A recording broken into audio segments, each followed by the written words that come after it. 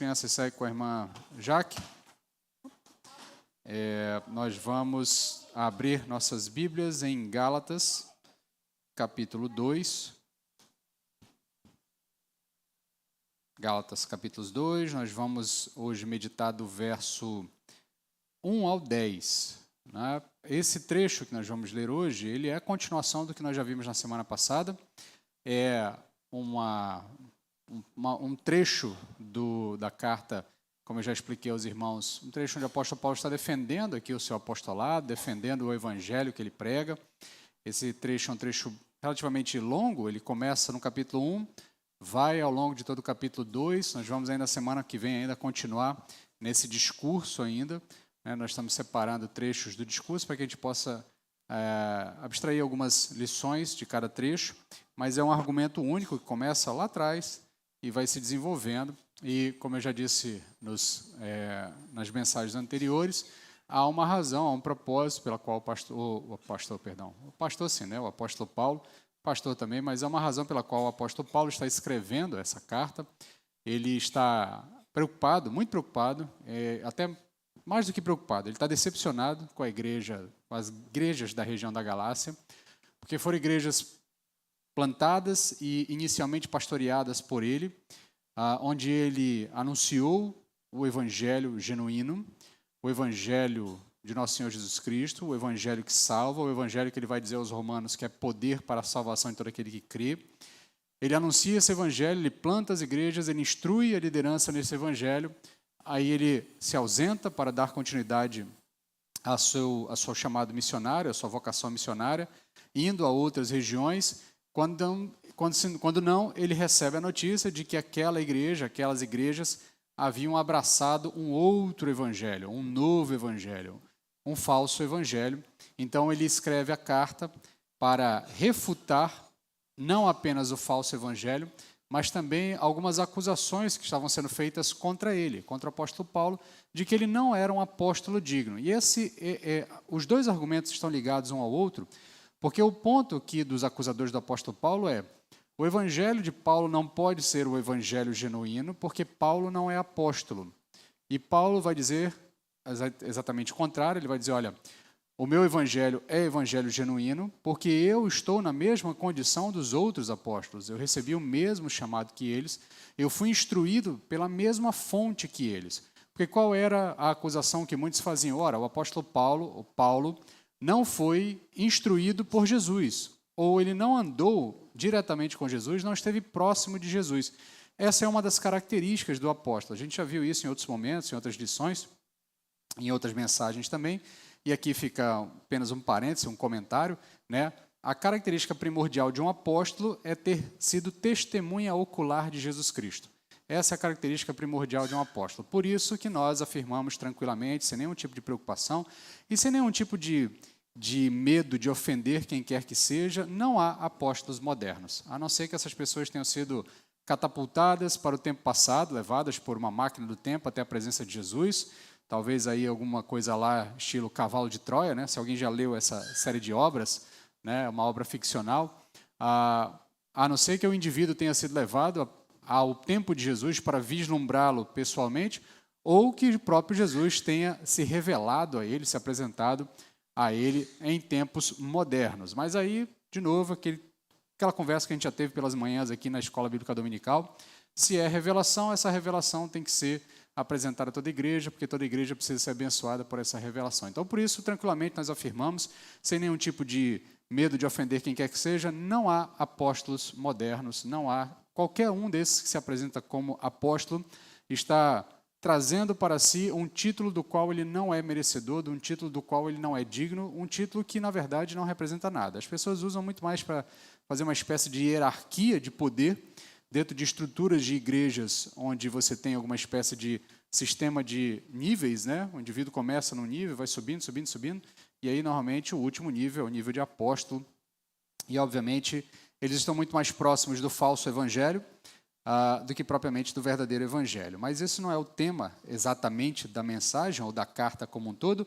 O ponto é que o apóstolo Paulo está defendendo o seu apostolado, dizendo: olha, se a principal característica de um apóstolo é ter visto Jesus, ele diz: olha, eu vi Jesus. Jesus se apresentou a mim. O evangelho que eu prego me foi instruído pelo próprio Senhor Jesus Cristo. Me foi apresentado pelo próprio Senhor Jesus Cristo. Foi Ele que se revelou a mim. Então, ele explica isso nos versos anteriores, como se deu esse momento, em que contexto se deu esse seu seminário, vamos dizer assim, seminário expresso ou intensivo que ele fez ali ao longo de 3 anos na região da Arábia ali. Especula-se, né, entre os estudiosos, entre os entendidos, que neste período ele provavelmente deve ter tido uma série de revelações da parte de Cristo, pessoalmente, o instruindo no Evangelho. E ele deixa claro que esse Evangelho que ele está pregando é da mesma origem do Evangelho que os outros apóstolos pregam. Por isso ele afirma categoricamente várias vezes, olha, não fui me consultar com ninguém, eu não fui pedir a chancela de ninguém, inclusive nós vamos ver isso de novo na mensagem de hoje, eu não fui pedir a chancela de ninguém, eu não fui pedir a bênção de ninguém do colégio apostólico, porque eu já havia recebido a orientação direta da fonte. A própria fonte, Jesus Cristo, a origem do Evangelho é que me instruiu no Evangelho que eu estou pregando a vocês. E aí ele vai construir um argumento que é consequência, um raciocínio lógico, ele diz, olha, se vocês estão rejeitando o Evangelho que eu estou apresentando a vocês estão rejeitando o próprio Cristo. Me rejeitar como apóstolo e rejeitar o meu Evangelho é rejeitar o Evangelho de Jesus Cristo. Então o apóstolo vai construindo esse argumento e ao longo das últimas mensagens nós fomos desvendando as características do verdadeiro evangelho, as características do falso evangelho, e nós estamos debulhando todo esse tema ao redor da carta, porque esse é o ponto principal da carta. O apóstolo Paulo deixa claro que não existe outro evangelho, logo é necessário que nós entendamos o verdadeiro evangelho, conheçamos o verdadeiro evangelho, para rejeitarmos o falso evangelho. Então, nesse sentido, o apóstolo vai defender o verdadeiro evangelho. Ele vai contar agora, vai continuar aqui descrevendo momentos da sua vida, da sua história, do seu período de desenvolvimento dentro do apostolado, do início do apostolado, para continuar defendendo essa argumentação. O meu apostolado é genuíno, porque eu fui chamado pelo próprio Cristo, eu vi o próprio Cristo, o evangelho que eu prego é o evangelho genuíno, porque quem me instruiu nesse evangelho foi o próprio Cristo, o Cristo ressurreto, Ele que apareceu até mim, Ele que revelou a mim, então o evangelho que eu estou anunciando a vocês é o evangelho genuíno. Há uma segunda etapa do problema aqui, porque o outro evangelho que está sendo apresentado para os Gálatas é um evangelho que traz prisão, é um evangelho que traz uma série de obrigações que deveriam ser cumpridas. Basicamente, o que os falsos evangélicos, ou melhor, os falsos evangelistas estavam apresentando aos Gálatas era o seguinte, olha, você precisa se converter ao judaísmo para depois se converter ao cristianismo.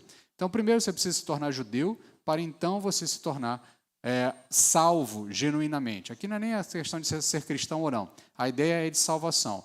Jesus Cristo não era suficiente. Era necessário Jesus, mais as tradições judaicas, mais a guarda das ordenanças judaicas, a guarda da lei judaica, nos moldes judaicos, como se judeu você fosse.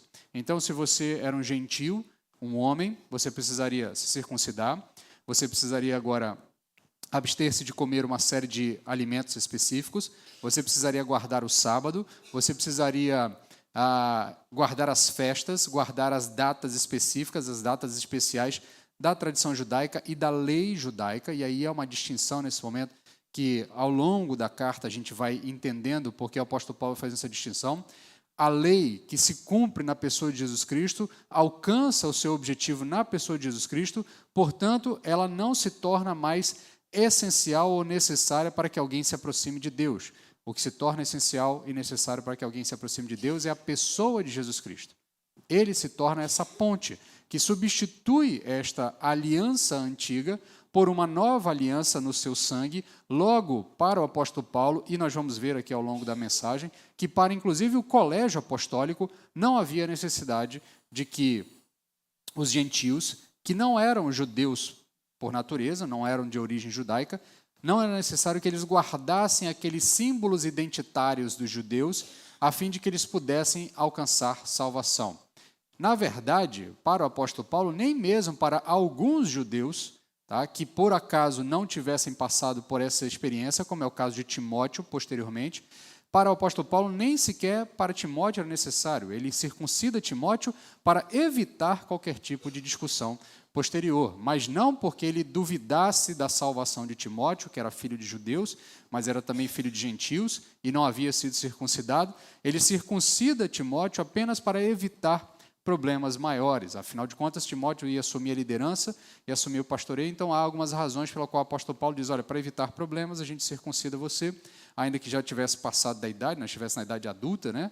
Então, seria o apóstolo Paulo vai e opta por circuncidar Timóteo. Contudo, ele não circuncida Timóteo imaginando que, olha, Timóteo, a sua salvação, no caso de você, que é judeu, está incompleta porque você não guardou a lei judaica. Para o apóstolo Paulo, Timóteo, ao confessar Jesus Cristo como único e suficiente Salvador, já estava salvo. Isso é o suficiente. E essa é a tônica de toda a carta. Jesus é suficiente para a salvação. O Evangelho não introduz novas regras para a salvação. O Evangelho apresenta o único meio para a salvação, que é Jesus Cristo, a sua obra e a fé exclusiva em Jesus. Então o apóstolo vai continuar na sequência do texto, do verso 1 ao verso 10 do capítulo 2, e nós vamos agora acompanhar o raciocínio dele, apresentando aqui alguns elementos para demonstrar que o evangelho genuíno, o verdadeiro evangelho, ele promove unidade, ele não promove divisão. Porque o problema maior que eles estavam enfrentando, a igreja estava dividida, a igreja estava fragmentada.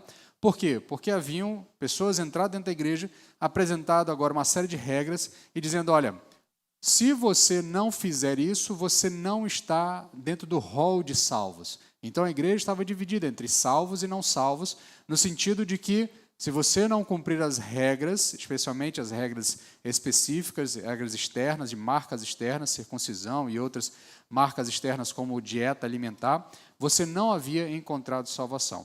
E o apóstolo Paulo, então, escreve a carta e começa a defender o seu apostolado, defender o seu evangelho, tentar chamar a atenção dos seus leitores, dos seus ouvintes, das suas antigas ovelhas, para que elas pudessem enxergar a luz do verdadeiro evangelho e entender que o evangelho genuíno, ele produz unidade. Por isso, ali, do verso 1 até o verso 2, ele vai apresentar o evangelho novamente. Ao longo da carta, ele vai fazer isso diversas vezes.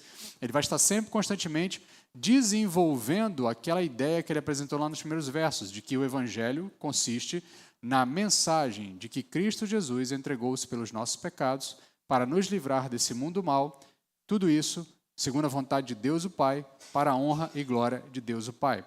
E ao longo da carta ele vai apresentar outras vezes o evangelho. Então, do verso 1 ao verso 2, ele diz o seguinte, depois de 14 anos, ele terminou o verso anterior, o capítulo anterior, dizendo que após subir a Jerusalém, depois de um longo período após a sua conversão, foi até Jerusalém, encontrou com Cefas, encontrou com Tiago, voltou para a região da Antioquia, para a região da Macedônia, a região por onde ele estava desenvolvendo seu trabalho missionário, e 14 anos depois ele retorna a Jerusalém. Então, depois de 14 anos, subi outra vez a Jerusalém, acompanhado de Barnabé, com Barnabé, levando Tito também comigo. Tito é um gentil que se converte com o apóstolo Paulo, vai ser um dos líderes também na região, formado pelo apóstolo Paulo. E ele diz, subi por causa de uma revelação e expus a eles o evangelho que prego entre os gentios, mas em particular aos que pareciam se destacar, para que de algum modo não corresse ou não tivesse corrido inutilmente. Então o apóstolo Paulo apresenta o seu evangelho aos apóstolos. Na primeira visita que ele faz a Jerusalém, depois da sua conversão, ele não conversa sobre o evangelho, ele não vai lá se apresentar a Pedro e dizer assim, olha, Pedro, é isso que eu estou pregando, confere aí se está ok, se está legal, se está aprovado pelo colégio apostólico. Ele inclusive diz, olha, passei 15 dias com Pedro, mas não tratei desse assunto, e depois me encontrei brevemente com Tiago, mas também não tratei desse assunto, apenas encontrei com eles brevemente, e fui ao meu ministério fazer aquilo que eu havia sido vocacionado, e as igrejas da Judéia, que antes me conheciam como aquele que nos perseguia, agora me conhecem como aquele que prega o mesmo evangelho que antes estava tentando destruir. Então, o testemunho do apóstolo Paulo é dado por aqueles que o viam atuando. aqueles que, ainda que não o conhecessem pessoalmente, a reverberação do que ele fazia no seu ministério chegava até essas igrejas e essas igrejas louvavam a Deus. Então, o evangelho do apóstolo Paulo está confirmado diante daquele grupo inicial de apóstolos ali, exatamente pelo testemunho das igrejas. Por isso, na primeira viagem, no primeiro momento, o apóstolo Paulo não se dá ao trabalho de se justificar diante dos apóstolos ou explicar alguma coisa para eles. Nessa segunda viagem, ele acha por bem, ele entende que é necessário se apresentar aos apóstolos e, ao que tudo indica, ele não chega a Jerusalém nessa segunda viagem para fazer isso exatamente. Ele não sai da região onde ele está dizendo assim, bem, eu preciso ir a Jerusalém, prestar contas ao colégio apostólico, porque eu preciso da chancela deles, eu preciso, sei lá, do selo petrino de qualidade do evangelho que eu estou pregando, ou eu preciso do selo de Tiago, ou eu preciso do selo de João, ou dos outros apóstolos, para que as pessoas possam acreditar no que eu digo. Ele, ao longo de toda a carta, ele deixa muito claro, olha, o evangelho que eu prego não é um evangelho preocupado em agradar homens, é um evangelho preocupado em agradar o Senhor. Por isso, pouco me importa o que os homens estão falando ou deixando de falar de mim. O que me importa é falar aquilo que me foi instruído falar. Mas dessa vez ele sobe, ele vai dizer aqui, olha, subi, no verso 2, subi por causa de uma revelação e expus a eles o evangelho que prego entre os gentios. Essa revelação, muito provavelmente, tá, ao que tudo indica, é o que está sendo relatado lá no capítulo 11 de Atos. Aí eu vou pedir para você segurar a sua Bíblia se você está no aplicativo, fica mais fácil. Mas se você estiver uma Bíblia impressa, né, então guarde aí o dedinho lá em Gálatas e dá um pulo comigo lá em Atos, capítulo 11, do verso 27 ao verso 30. Atos, capítulo 11, do verso 27 ao verso 30. O texto vai nos relatar o seguinte: naqueles dias, profetas desceram de Jerusalém para Antioquia. Antioquia é a região onde o apóstolo Paulo está, junto com outros que o acompanham. Muito provavelmente Lucas está aqui com ele, o autor do texto que nós estamos lendo. E aí o texto continua dizendo, levantando-se um deles, chamado Ágabo, indicou pelo Espírito que haveria uma grande fome em todo o mundo, que ocorreu no tempo de Cláudio. Então, Lucas está escrevendo de um evento que ficou para trás, né, que aconteceu. Ele confirma que esse evento de fato aconteceu, essa grande fome aconteceu no período de Cláudio. O tempo que ele escreve não é o período de Cláudio, ou melhor, o tempo que ele está vivenciando não é o período de Cláudio, o tempo que ele escreve é posterior ao período de Cláudio, só para que você entenda aqui a cronologia, ao imperador Cláudio. Então Lucas confirma, olha, esse homem profetizou, esse profeta entre os irmãos, levantado pelo Espírito Santo, profetizou que haveria uma grande fome em todo o mundo, e ocorreu essa grande fome no período de Cláudio, e os discípulos, cada um conforme as suas posses, resolveram enviar ajuda aos irmãos que habitavam na Judéia. E assim o fizeram, enviando-a aos presbíteros pelas mãos de Barnabé e de Saulo. Saulo, o mesmo Paulo que nós estamos acompanhando a história dele lá em Gálatas. Então, muito provavelmente, por causa dessa revelação de Ágabo, Paulo, juntamente com Barnabé, junta as ofertas que os irmãos da região da Antioquia, cristãos, gentios, não necessariamente judeus, talvez alguns judeus no meio, mas a grande maioria de gentios, se compadecendo da necessidade que os irmãos da Judéia passavam por causa dessa grande fome, levantam uma grande quantidade de recursos, entregam aos apóstolos, entregam a Barnabé e a Saulo, aos presbíteros, Barnabé e Saulo, e eles então vão a Jerusalém entregar essa oferta ao colégio apostólico.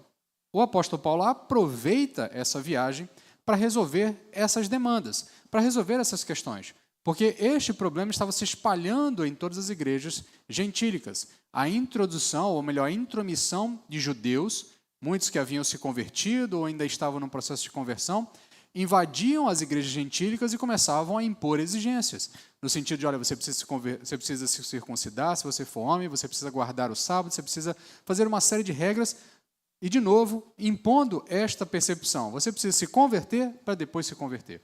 Você precisa se converter ao judaísmo para que a sua salvação esteja garantida. Então, o apóstolo Paulo aproveita essa viagem para resolver a questão dessas exigências. E aí Paulo, então, apresenta o seu evangelho aos apóstolos, apresenta o seu evangelho ao colégio apostólico, e diz a eles, olha, o que eu estou pregando entre as igrejas gentílicas é isso.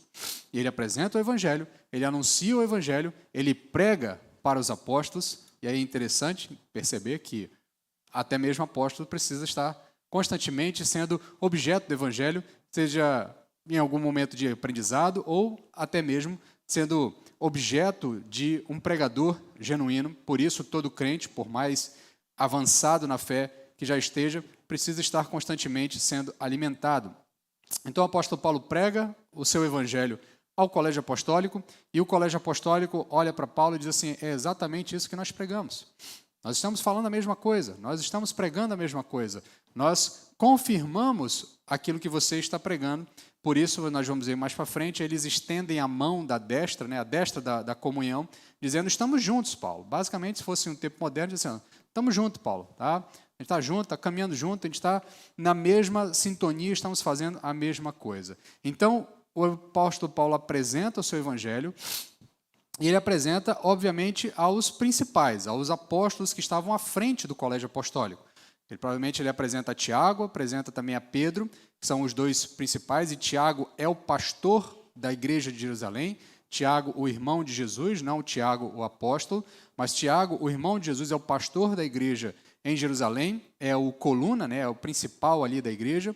Pedro está junto, provavelmente, na situação, também ouve o mesmo evangelho que o apóstolo Paulo prega, e ambos vão confirmar. E é interessante que ele diz, olha, eu vou falar diretamente aos principais, aqueles que aparentemente são os que comandam o colégio apostólico, são os líderes do colégio apostólico, porque eu não quero dar viagem perdida. E é interessante como o apóstolo Paulo, talvez por conta do seu período de... E aqui, pura elucubração, tá, meus irmãos? Pura conjecturas da minha parte, nada, zero fundamento bíblico para fazer esse tipo de afirmação, mas apenas conjecturas do que o texto bíblico pode nos permitir. Talvez porque ele tenha passado tanto tempo perseguindo a igreja, ele tivesse uma sensação de tempo perdido.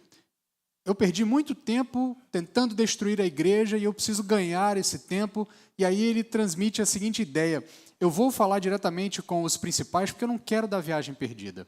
Eu não quero ter que ficar me apresentando para todos eles, porque o tempo que eu estou aqui gastando saliva com convertido, eu podia estar gastando saliva com os não convertidos, e eles então podiam estar sendo objeto do evangelho, sendo transformados, sendo moldados à imagem de Jesus Cristo, e o evangelho avançando. E aí o apóstolo Paulo deixa muito claro que ele está querendo ser objetivo. Eu preciso resolver essa situação, então vamos resolver essa situação da maneira mais objetiva e mais proveitosa, aproveitando melhor o tempo. Na sequência, então, ele vai defender o seu evangelho, no texto, verso 3 e 5, ele vai dizer, mas nem mesmo Tito, que estava comigo, foi forçado a se circuncidar, embora fosse grego, e isso por causa dos falsos irmãos que haviam se intrometido e secretamente vieram espiar a ideia aqui de encobrir, de nos tirar, de fazer sumir a liberdade que temos em Cristo Jesus, para nos escravizar. Mas nem por um momento cedemos ou nos submetemos a eles, porque a verdade do Evangelho para que a verdade do Evangelho permanecesse convosco.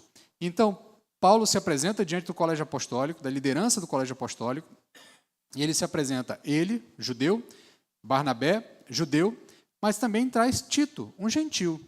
Talvez alguns pudessem pensar assim, bem, Paulo está querendo meio que forçar a barra, né? Está querendo esfregar na cara do colégio apostólico, olha só, estou trazendo um gentil no meio de vocês, ele não se circuncidou, está aqui para que vocês percebam, mas é interessante como ele apresenta Tito, e Tito é a prova de que o evangelho genuíno não depende dessas exigências que estavam apresentando, porque o evangelho que Tito vivencia, a transformação da vida de Tito, a fé que Tito vai apresentar diante do colégio apostólico, é o suficiente para que aqueles irmãos, para que aquela liderança entenda, de fato, esse homem se converteu ao nosso Senhor Jesus Cristo. Ele foi tocado pela mensagem do nosso Senhor Jesus Cristo, ele foi transformado pela mensagem do nosso Senhor Jesus Cristo, ele não precisa passar pela circuncisão. Tanto é que eles não exigem de Tito a circuncisão. O apóstolo Paulo deixa claro, olha, Tito estava comigo, Tito era gentil, Tito não era circuncidado, o colégio apostólico não exigiu a circuncisão. E para os seus leitores, o argumento é o seguinte, se o colégio apostólico não exigiu a circuncisão, por que raio vocês estão dando ouvidos a esses invasores exigindo de vocês a circuncisão? Se os principais da igreja, os colunas da igreja, não exigiram de um gentio a circuncisão, por que vocês estão se submetendo a essa exigência desses homens, impondo a vocês não liberdade, mas escravidão? Por isso que ele diz, esses homens que se introduzem no meio da igreja, vêm para nos tirar a liberdade que nós conquistamos em Cristo Jesus. Em Cristo Jesus, nós fomos libertos das marcas externas de pertencimento a algum tipo de credo. Em Cristo Jesus, a marca é no nosso coração. Porque o que foi circuncidado em Cristo Jesus foi o nosso espírito, nosso coração. A marca externa deixou de ter importância. A marca que você tem é uma marca espiritual. E é uma marca eterna. É uma marca que ninguém tira. Porque ainda que a circuncisão seja uma marca difícil de desfazer, ela é uma marca externa. Algo pode ser feito para escondê-la ou para encobri-la, mas a marca espiritual, essa não tem como. A marca espiritual é eterna. A marca espiritual, da circuncisão espiritual que nós passamos no momento da conversão, é a nossa garantia eterna de que estaremos com Cristo Jesus para toda a eternidade. Por isso o apóstolo Paulo diz, vocês tinham liberdade, mas vocês estão abraçando agora escravidão, estão abraçando prisão. Por isso ele vai enfatizar no verso 5, não cedemos e não nos submetemos. Nós não cedemos a isso, nós não submetemos a essas exigências, quer entre os Gálatas, quer entre outras igrejas. Por quê? Para que a verdade do Evangelho permanecesse convosco. Esses falsos irmãos tentavam tirar a liberdade que o Evangelho dá. E aí, esse texto que o apóstolo Paulo cita aqui no verso 5, mas nem por um momento cedemos ou nos submetemos a eles, porque para que a verdade do Evangelho permanecesse convosco, isso remete diretamente ao que acontece ali por volta do capítulo 15 de Atos. Aí eu peço para você voltar comigo lá em Atos, do verso 1 ao verso 5, nós temos o relato histórico ali que Lucas nos traz sobre esses incidentes, sobre esses problemas que foram resolvidos no concílio da igreja, no primeiro concílio, na reunião de Jerusalém, como alguns chamam também, que é este momento relatado em que a igreja se reúne juntamente com o apóstolo Paulo, que vem trazendo essas ofertas, e diz assim, aproveitar que a gente está aqui, vamos resolver essa situação, vamos resolver essa confusão de circuncisão, de exigência. E aí o apóstolo Paulo, então, apresenta o evangelho, o colégio se reúne, e o colégio, então, o colégio apostólico, toma uma decisão e manda a resposta dessa decisão a todas as igrejas por intermédio do apóstolo Paulo e por intermédio de Barnabé. Mas no capítulo 15, verso 1 a 5, o texto nos diz o seguinte, certos homens que desceram da Judéia ensinavam aos irmãos, se não vos circuncidardes, segundo o costume instruído por Moisés, não podeis ser salvos. Aqui é o problema, aqui é o ponto, aqui é o que traz loucura à mente do apóstolo Paulo. Tá? É isso que faz com que o apóstolo Paulo abra a carta e diga assim, Gálatas insensatos, Gálatas nécios, Gálatas loucos. É isso que faz com que ele abra a carta com uma expressão tão forte. Ora, se Jesus Cristo não é suficiente para a salvação, então o que será suficiente para a salvação? É impossível ter alguma coisa além de Jesus. E o que esses homens estavam pregando entre aquelas igrejas era, se vocês não se circuncidarem, segundo o instituído por Moisés, não podeis ser salvos. Ou seja, eu estou colocando uma barreira, um obstáculo. Eu estou colocando uma barreira que Jesus não pode ultrapassar. E esse é o problema do falso evangelho e do falso evangelho moderno. São as barreiras que Jesus não pode ultrapassar. As barreiras criadas que Jesus não pode ultrapassar. Então, se você é assim ou assado, você não vai ser salvo. Se você tem um corte de cabelo assim ou assado, você não pode ser salvo. Se você usa roupa A ou B, você não vai ser salvo. Se você é de origem A ou B, você não vai ser salvo. Se você não fizer isso ou não fizer aquilo, você não pode ser salvo. Se você não se comportar exatamente como nós entendemos que um salvo se comporta, você não pode ser salvo. E eu não estou dizendo que a ética comportamental do crente é livre. Eu não estou dizendo isso. Existe uma ética comportamental, existe uma ética sexual, existe uma ética de relacionamentos, existe uma ética de linguagem, existe uma série de comportamentos que o cristão naturalmente vai sendo moldado à imagem de Jesus. Mas eu não posso determinar prévias para que alguém chegue até a salvação. A salvação é pela graça. A salvação é única e exclusivamente pela graça. e a salvação há de alcançar todo tipo de gente.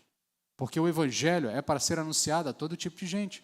E o evangelho anunciado, o genuíno evangelho, que é poder da parte de Deus para a salvação de todo aquele que crê, há de converter corações arrependidos onde quer que esses corações estejam. De qualquer origem que esses corações sejam.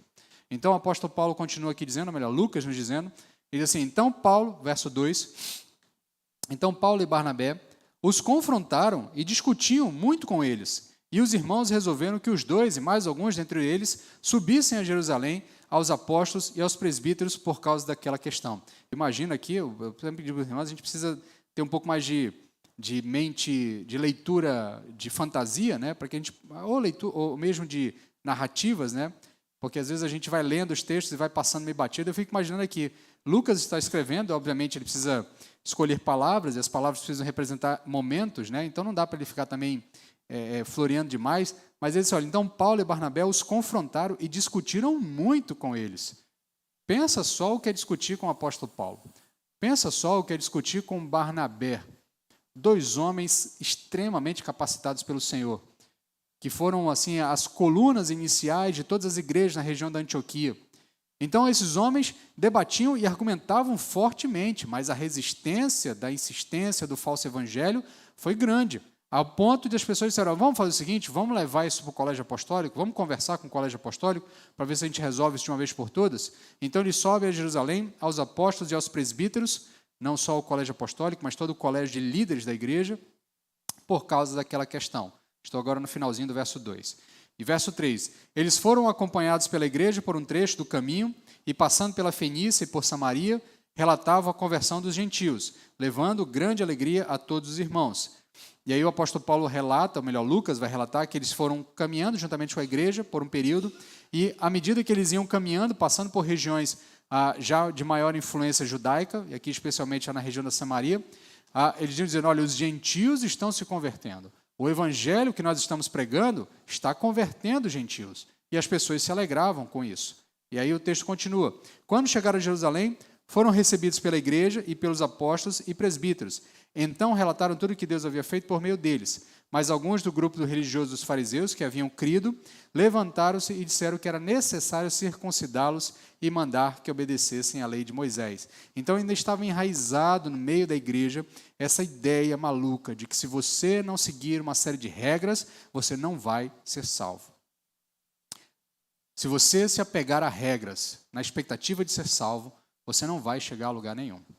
Se você achar que, atendendo a uma série de checklists comportamentais, de ideológicos, de pensamentos, de afinidades, você vai então chegar à salvação, eu já disse aos irmãos em outra mensagem, você vai só chegar a um lugar, a um estado de loucura, a um estado de desespero, porque é impossível cumprir todas as regras necessárias para que Deus olhe para mim ou olhe para você e diga assim, agora sim você está aprovado. Por isso que o Evangelho é graça. Por isso que o Evangelho é uma ação que o próprio Deus faz em nosso favor.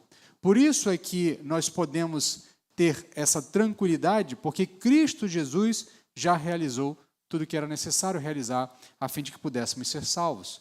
Então, nesse sentido, o apóstolo Paulo vai deixar claro aos seus leitores. Ele vai, já na carta aos Gálatas, ele vai dizer, olha, nós resistimos a esses falsos irmãos que tentavam impor essas exigências, especialmente a circuncisão, como condição para a salvação.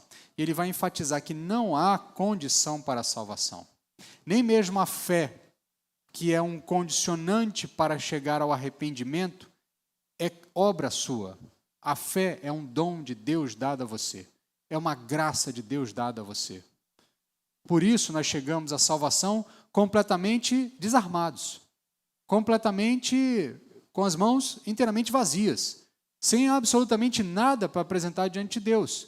Porque se nós tentássemos apresentar alguma coisa diante de Deus, alguma obra, algum tipo de mérito pessoal, certamente nós seríamos reprovados. É loucura achar que você vai conseguir mover o olhar de Deus para você por meio das suas obras, por meio de algum tipo de mérito seu. Por isso que nós nos agarramos fortemente a Jesus, Por isso que nós esperamos única e exclusivamente de Jesus. Por isso nós depositamos apenas em Cristo e na sua obra a nossa esperança para a salvação. Então o apóstolo Paulo enfatiza que a verdade do Evangelho deve permanecer intacta. E essa verdade é uma verdade que liberta. Porque a ideia de que eu não preciso mais fazer com que a divindade goste de mim, para que ele se mova na minha direção e me salve, isso é libertador, meu irmão. A ideia de que eu não preciso me rasgar em obras, seja rasgar a minha própria pele, a fim de chamar a atenção da divindade, a fim de chamar a atenção da divindade para as minhas ações, a fim de que agora a divindade possa ter algum tipo de bondade para comigo, isso é libertador, meus irmãos. Por isso o Evangelho é graça. Por isso o Evangelho promove união. Porque agora você pode olhar para o mundo inteiro e dizer assim, você não precisa fazer nada, meu querido. A única coisa que você precisa é olhar para Jesus. A única coisa que você precisa é crer que Jesus é o Filho de Deus. A única coisa que você precisa é entender que a obra de Jesus foi por você, foi para você, foi para transformar a sua vida. É só isso. E isso ainda não é um condicionante, porque isso não é obra. Isso não é algo que você possa dizer, é meu mérito. Fui eu que intelectualmente entendi a obra de Jesus. Porque no fim das contas, na medida em que você olha para essa realidade e a complexidade dessas afirmações sobre a obra de Jesus, a conclusão que todos nós chegamos é, eu só consigo compreender essas coisas e confessar do jeito que eu confesso, porque o Espírito Santo coloca no meu coração o entendimento dessa verdade. Então, inclusive, a minha fé que me faz chegar a Jesus é uma graça que foi dada pelo Espírito Santo. E aí o apóstolo Paulo vai continuando, ele vai agora validar o seu evangelho, do verso 6 até o verso 9. Diante do colégio, ele vai dizer o seguinte, e aqueles que pareciam ser importantes, está fazendo aqui a referência aos apóstolos, e aqui não há nenhuma ironia do apóstolo Paulo. Aparentemente, algumas pessoas leem esse texto, acham que o apóstolo Paulo está sendo tanto irônico. Ele está deixando muito claro assim, olha, esses que parecem ser importantes, que são os líderes do colégio apostólico, esses que às vezes as pessoas reputam no sentido de, não, se Pedro disser está ok, se Tiago disser está ok, esses, pouco me importa nesse sentido. Eu estou falando com eles porque eles são a liderança, mas de alguma forma não há uma expectativa da parte do apóstolo de que esses homens, e apenas por conta da chancela deles, vai fazer com que agora o apóstolo fique tranquilo de pregar o seu evangelho. E aí ele vai dizendo, ainda que eu tenha sido no passado, isso não me importa, pois Deus não considera a aparência humana. Esses que pareciam ser importantes, nada me acrescentaram. É interessante que ele enfatiza isso. Olha, aqueles a quem vocês reputam como os líderes da igreja, como os maiorais da igreja, como os importantes da igreja, como os formadores de opinião da igreja, esses não acrescentaram absolutamente nada ao evangelho que eu prego. Não trouxeram nenhum tipo de nota, nenhum tipo de adendo, nem mesmo a ressalva final que Tiago vai fazer, ele vai chamar a atenção logo nos versos seguintes, pode ser considerado uma espécie de adendo ao que o apóstolo Paulo anunciou, ao que o apóstolo Paulo pregou, porque nós vamos ver que é uma consequência lógica do verdadeiro evangelho. Então, ele diz, olha, pelo contrário, viram que o evangelho, estou no verso 7, já da carta aos Gálatas, capítulo 2, pelo contrário, viram que o evangelho da incircuncisão me havia sido confiado, assim como Pedro, o evangelho da circuncisão. E aqui, por favor, eu vou só fazer um comentário rápido, eu tenho plena convicção de que os irmãos entendem, mas para evitar que alguém faça alguma leitura equivocada, não é que tem um evangelho que demanda circuncisão, ou seja, judeu precisa ser circuncidado e não judeu não precisa ser circuncidado. Tá? Não é isso. O que ele está dizendo é apenas o campo de trabalho. O apóstolo Paulo está dizendo, o meu campo de trabalho é os gentios. O campo de trabalho de Pedro e dos outros apóstolos é os circuncidados, é aqueles que já foram circuncidados, é aqueles que estão entre os circuncidados. Eles estão trabalhando aqui enquanto eu estou trabalhando lá. Então, o evangelho da circuncisão é a ideia de que Pedro e os outros apóstolos se concentraram na região da Judéia e Paulo e os que o acompanharam se concentraram entre os gentios, especialmente da Macedônia e Europa adentro. Tá? E aí ele continua, pois aquele que agiu por meio de Pedro para o apostolado da circuncisão, também agiu por meu intermédio para o apostolado aos gentios. Que enquanto Tiago, irmão de Jesus, permanece em Jerusalém, liderando a igreja e pregando em Jerusalém, e há inúmeras histórias entre os pais da igreja sobre as pregações de Tiago, sobre, inclusive, o martírio de Tiago, que é o primeiro mártir da igreja. Tá? Há inúmeras histórias entre os pais da igreja. O pais da igreja é aquele período dos primeiros discípulos, dos apóstolos, que tem alguns escritos, deixaram para nós. A gente chama esse período de período da patrística. Tá? Não é que eles deram origem à igreja como pais, não. Tá? Mas a ideia, há inúmeros relatos sobre a árdua missão de Tiago em Jerusalém. Mas enquanto Tiago permanece em Jerusalém, Pedro vai por toda a região da Judéia, vai por toda a região circunvizinha ali, juntamente com outros apóstolos, pregando o evangelho. Então, ele vai dizer o seguinte,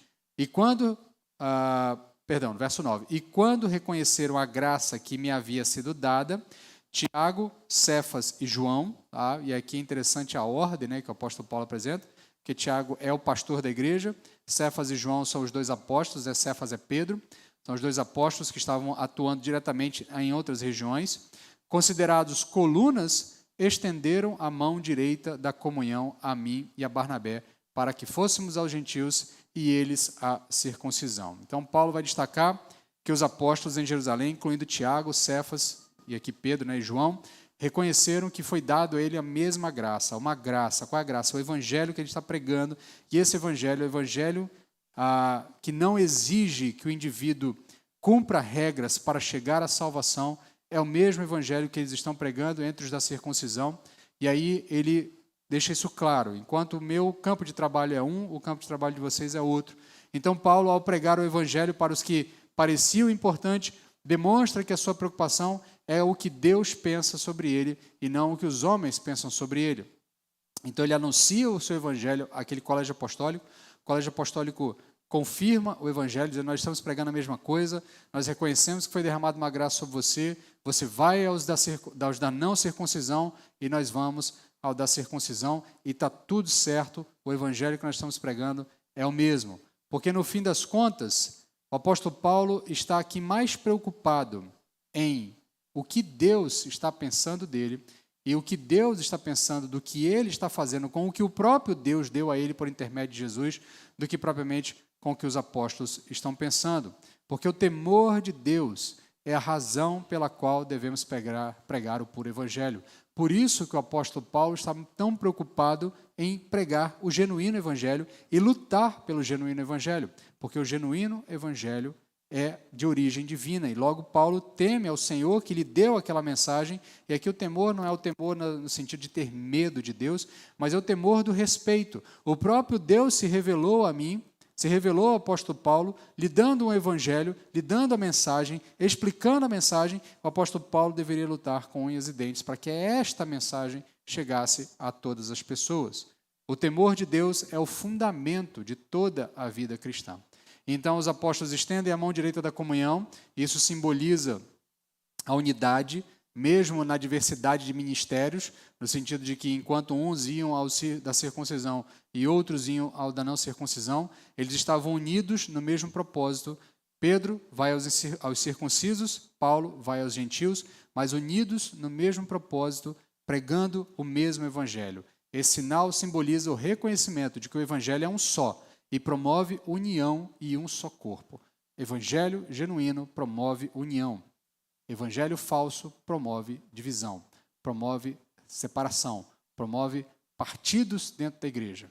Nós vamos ver em outras cartas o apóstolo Paulo chamando a atenção dos seus leitores, que em alguns lugares, alguns diziam, não, eu sou de Paulo, eu sou de Apolo, eu sou de Jesus, e aí muitas vezes em tempos modernos a gente tem outras categorias ou outros, vamos dizer, outros líderes de estimação, né? Então, eu sou calvinista, eu sou arminiano, não, eu sou de Jesus, eu sou presbiteriano, eu sou batista, não, eu sou de Cristo. Essas discussões, e já naquela época tinham aqueles que ficavam nessa situação, não, eu sou nenhum nem outro, eu sou de Cristo, como se isso fosse algo melhor do que os demais, como se você não tivesse algum tipo de proposta sectária também, mas o fato é que o evangelho genuíno promove a integração, ainda que nós tenhamos entendimentos diferentes sobre alguns pontos do texto bíblico. A mão, a destra da comunhão foi dada dos apóstolos para o apóstolo Paulo, dizendo, olha, você segue o seu caminho, pregando o mesmo evangelho que nós seguimos o nosso caminho, pregando o mesmo evangelho que você, porque no fim das contas, estamos todos querendo anunciar que o evangelho é a mensagem de que Jesus Cristo se entregou pelos nossos pecados para nos livrar desse mundo mal, e isso segundo a vontade de Deus nosso Pai, para a honra e glória de Deus. Então esse sinal simboliza esse reconhecimento de que o evangelho é um só, e ele promove união, e essa união de um único corpo. E aí ele finaliza com a recomendação do evangelho, ali no capítulo 2, verso 10, e aí o apóstolo Paulo vai dizer, e nos recomendaram somente que nos lembrássemos dos pobres, o que também procurei fazer com cuidado. A única recomendação que Tiago dá, provavelmente esse Tiago que dá a entender aqui, é que a liderança direta que dá essa recomendação, a única recomendação que o colégio apostólico dá aos presbíteros Paulo e Barnabé, que voltariam às regiões gentílicas, é, olha, preocupem-se com aqueles que estão em necessidade, com aqueles que estão passando por dificuldade. Lembre-se que eles vieram em um primeiro momento por causa de uma profecia que havia anunciado que passariam uma grande fome. Certamente essa fome já iria se espalhar e igrejas na região da Judéia, que eram igrejas mais pobres, que tinham mais dificuldade financeira, certamente iam padecer. E aí o apóstolo é lembrado que o verdadeiro evangelho está sempre tornando a nossa preocupação em direção ao outro, em direção ao próximo, em direção àquele que está em situação de necessidade. Então, a única recomendação é lembrar os pobres, demonstrando que a prática do evangelho sempre vai envolver o cuidado com aqueles que estão necessitando de alguma coisa. Sempre vai envolver a ideia de que eu faço pelo próximo porque eu sei que algo muito maior foi feito por mim. Então, o evangelho genuíno me tira de um mundo egocêntrico e me faz olhar para fora, me faz olhar para aquele que está ao meu redor, me faz olhar para aquele que está necessitando de alguma coisa. E, obviamente, essas necessidades vão desde as necessidades espirituais, que todos têm, porque são pobres de espírito em algum sentido, necessitam da mensagem do Evangelho, mas também daqueles que necessitam da ajuda física mesmo. E é interessante como essa recomendação casa bem com o discurso que Tiago, um dos que está presente no meio dessa reunião, vai trazer lá na sua carta. Se você abrir comigo Tiago, capítulo 2, verso 14 até o verso 26, e muita gente gosta de fazer um embate entre Tiago e Paulo, né? E, obviamente, apenas aqueles que fazem uma leitura tacanha do texto, tanto de Tiago quanto de Paulo, de Romanos especialmente, vão fazer esse tipo de interpretação de que há algum tipo de embate entre ambos, algum tipo de contradição. Olha, Paulo diz que a salvação é pela fé somente, e Tiago vai dizer que fé sem obras é uma fé morta, logo não tem salvação. Obviamente, a leitura do texto não leva, uma boa leitura do texto, uma boa interpretação do texto, o contexto do texto não nos deixa chegar a essa conclusão. A boa leitura vai nos fazer ver que ambos estão falando da mesma coisa, estão falando do como o Evangelho transforma a vida do indivíduo. Mas leiamos agora Tiago, capítulo 2, verso 14 até o verso 26. O Tiago vai dizer o seguinte: meus irmãos, que vantagem há se alguém disser que tem fé e não tiver obras? Essa fé poderá salvá-lo? Se um irmão ou outra irmã estiverem necessitados de roupa, de alimento de cada dia, e algum de vós lhe disser, ide em paz, aquecei-vos e saciai-vos, e não lhes derdes as coisas necessárias para o corpo, que vantagem há nisso? Assim também a fé por si mesma, é morta, se não tiver obras. Mas alguém dirá, tu tens fé, e eu tenho obras. Mostra-me a tua fé sem obras. Eu te mostrarei a minha fé por meio das minhas obras. Crês que Deus é um só? Fazes bem, pois os demônios também o creem e estremecem. Mas, ó homem insensato, queres ser convencido de que a fé sem obras é inútil? Não foi pelas obras que nosso pai Abraão foi justificado quando ofereceu sobre o altar seu filho Isaque? Vês que a fé cooperou com as suas obras, e pelas obras a fé foi aperfeiçoada. Assim se cumpriu a Escritura que diz, Abraão creu em Deus, e isso lhe foi atribuído como justiça. E ele foi chamado amigo de Deus. Vede, então, que o homem é justificado pelas obras, e não somente pela fé.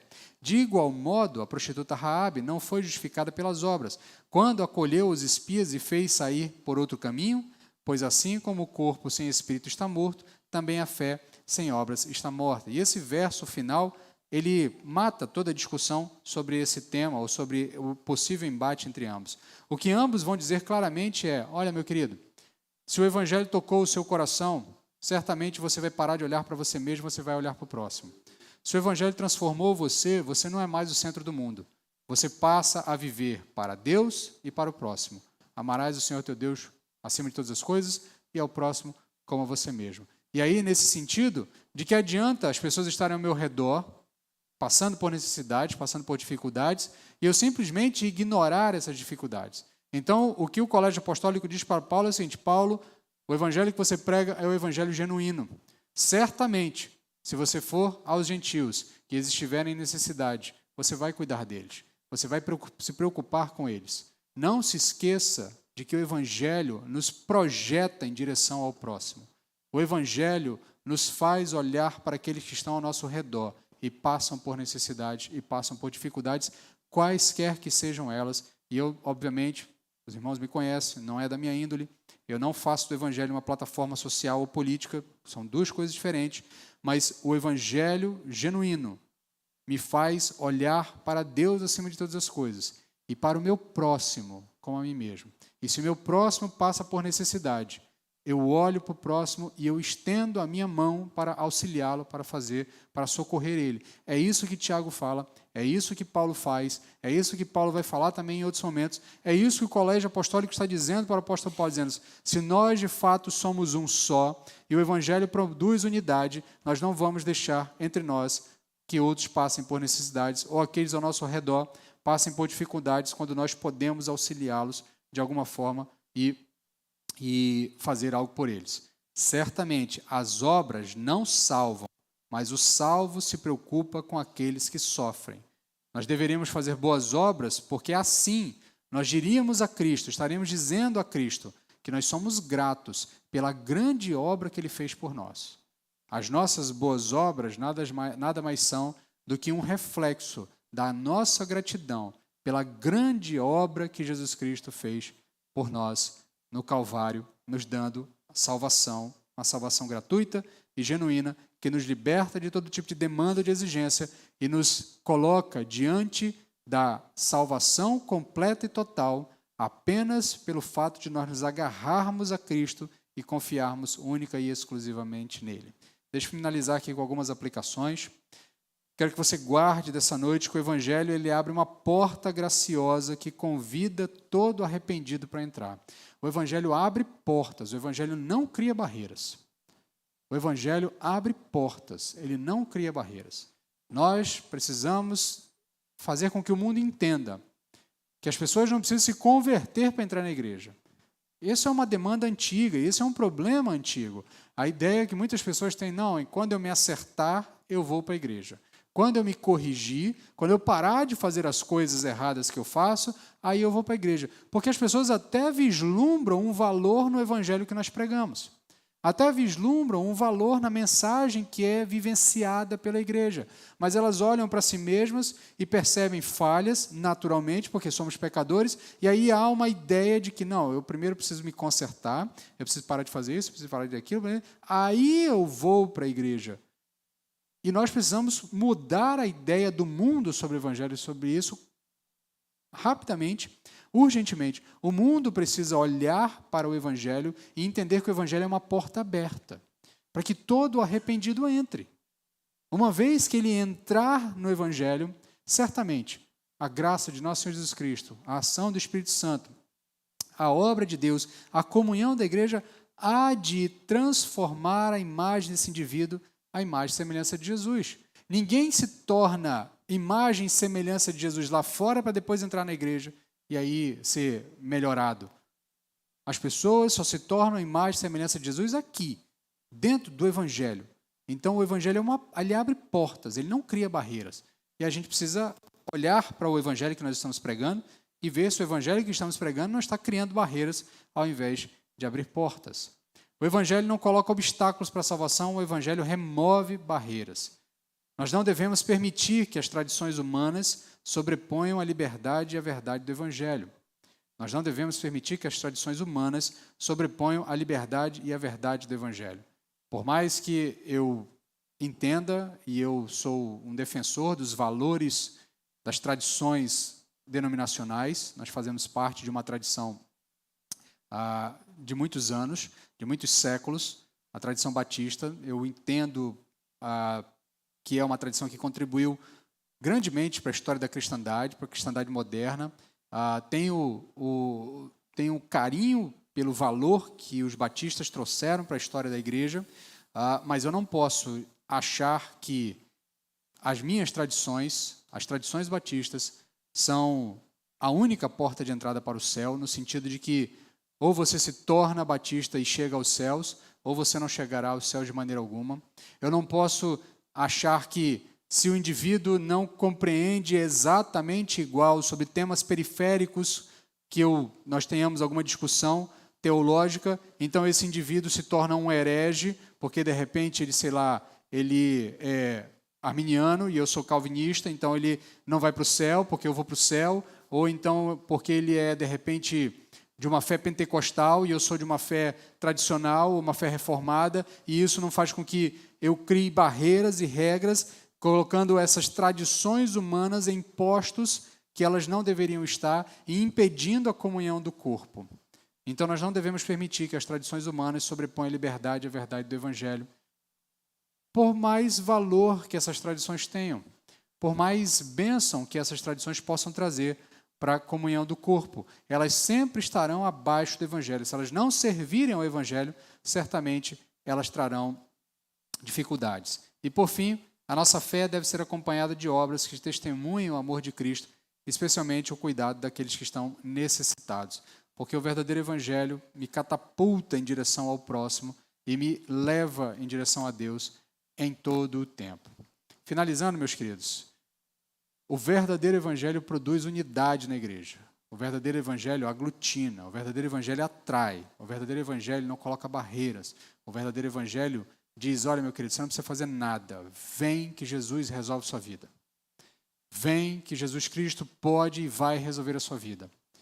Tá? Para usar um linguajar bem jovial, né? Larga tudo e vem. Tá? Não discute, não. Só vem. Tá? Porque a única forma de você, de fato, encontrar salvação é por intermédio de Jesus Cristo. E o verdadeiro Evangelho enfatiza isso. Não há barreiras, há unidade. Não há regras para que você chegue à salvação.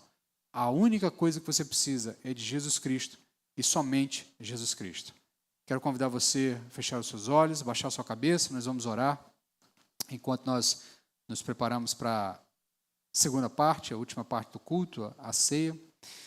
Senhor, eu quero te agradecer porque o Senhor levantou homens como Paulo e Barnabé, que lutaram bravamente pelo verdadeiro Evangelho, lutaram contra aqueles que tentavam deturpar o teu Evangelho, e que, por conta desses eventos, a carta aos Gálatas pôde chegar a nós, o texto de Lucas em Atos pôde chegar a nós, guardando informação tão preciosa para nos ajudar no tempo presente e também nas eras vindouras, até que o Senhor venha, para que a tua igreja possa estar sempre calcada no verdadeiro Evangelho, valorizando esse Evangelho que une, o Evangelho que é unidade, o Evangelho que não cria regras e barreiras para chegar à salvação, mas o Evangelho que anuncia o único Salvador, o único caminho, a verdade e a vida, o nosso Senhor Jesus Cristo, no nome de quem nós oramos. Amém. Amém, meus queridos.